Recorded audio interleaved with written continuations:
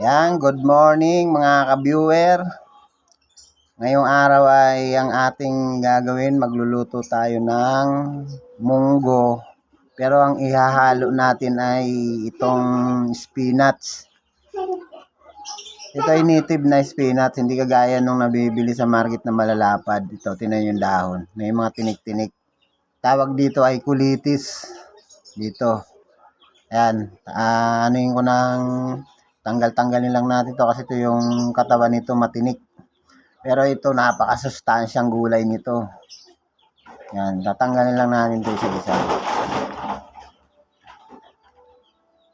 Habang hinihimay ko to, ayun, pinakukuluan ko na yung munggo. Ito nga halo natin. Wala kasi yung makitang ampalaya, dapat ampalaya eh. Yan, ganyan ito lang. Tanggal-tanggal lang ng yung mga murang dahon lang.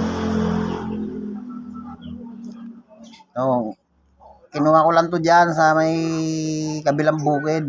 Libre to. Papaalam ko lang doon sa may-ari. Pero pag sa palengke, mabibili to 10 piso isang tangkay.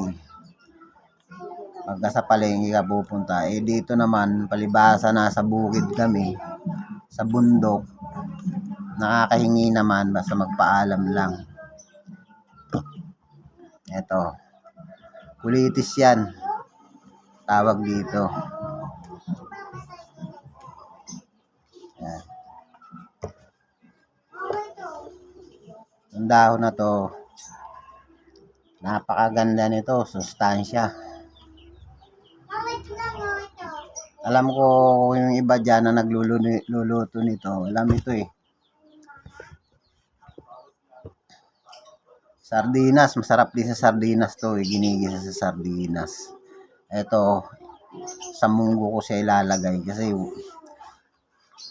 para maiba naman. Gagawa tayo ng munggo overload sa langhap ng sangkap ng gulay. Gulay naman idadagdag natin. Mas masarap kasi pag puro gulay. Ayan. Kunting tanggal-tanggal yan. Kaya lang ingat-ingat lang kayo pag kayo magtatanggal nito. Kasi may mga tinik. Ito hindi pa masyado matinik kasi mura pa. Pagka itong magulang na sobra, yun, tatalas ang tinik nito. Tatalas. Talas ang tinik.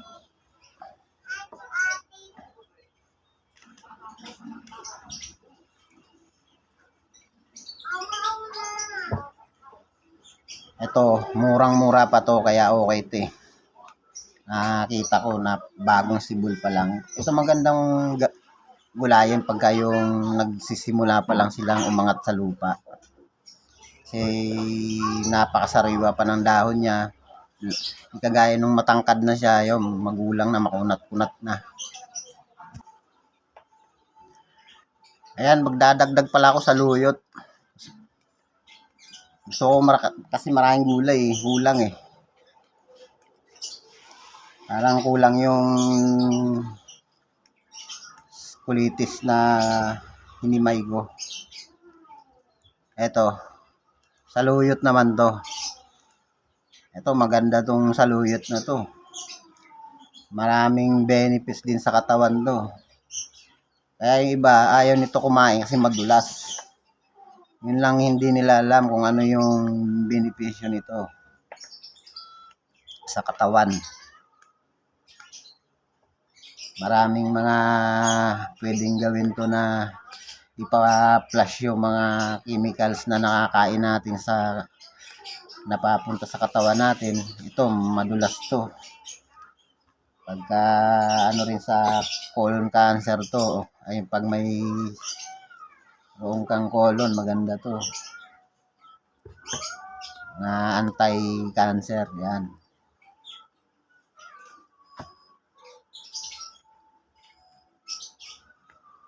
Yan, sarap tong saluyot. Ito masarap ihalo to sa dinengding naman. Sa munggo, lahat pwede. Ginigisa, pwede rin.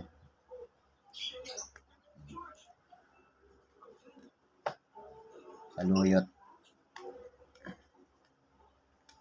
Mamaya sabay-sabay natin i-gigisa to.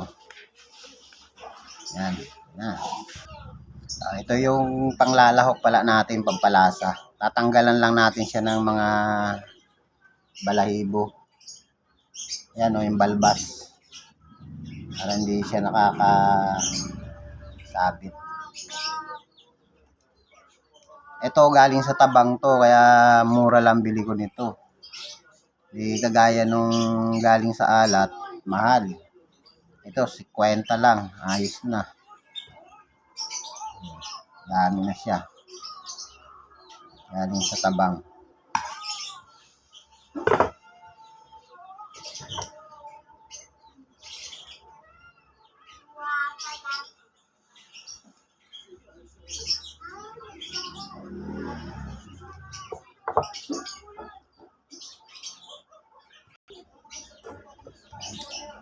Tanggalin lang natin itong dulo kasi matinik ito eh.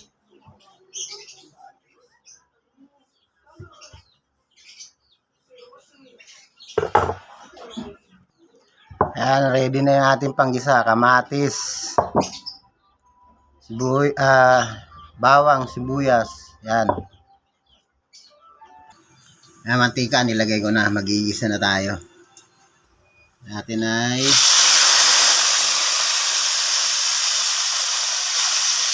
kamatis. Halo-halo lang.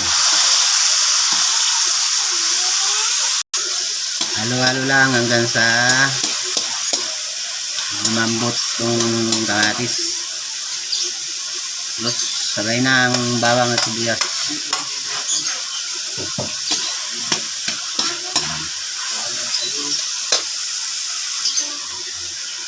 Yan, malambot na yung ating kamatis, sibuyas.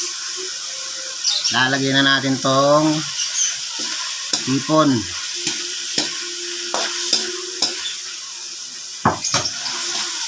Yan. Hintayin lang natin siyang kumula. Lalagyan natin munggo. Ilalagay ako konting paminta lang.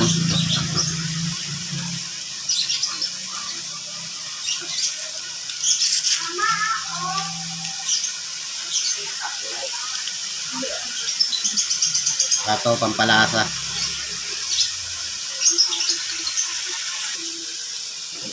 Lagay na natin yung munggong pinakuluan.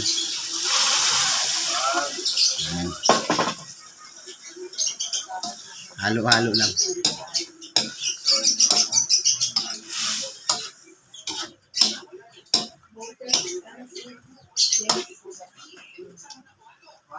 Tayo lang natin siyang kumulo ng kumulo, tapos lalagyan na natin yung gulay. Yan, tayo lang natin na kumulo siya ng kumulo bago natin ilagay yung ating mga dahon-dahon. Lalagyan na natin yung kulitis. Ito, mga dahon.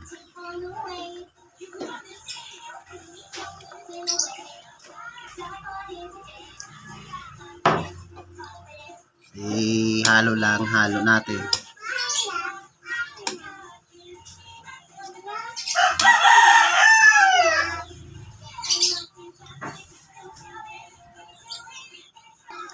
Sunod na natin tong saluyot. Ayan, paki-comment and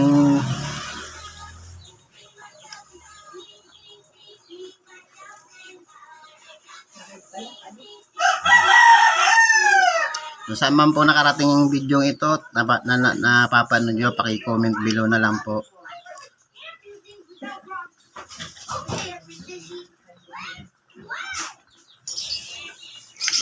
Dagdag lang tayo ng pampalasa.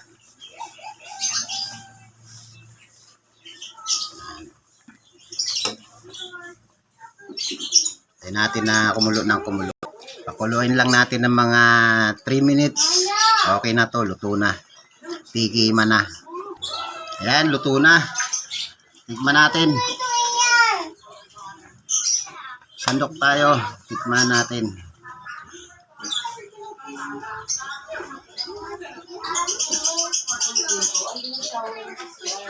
Tikiman na. Ayan, luto na ang kinulitisang munggo na may saluyot. Ayan, tikman natin. Okay, salamat.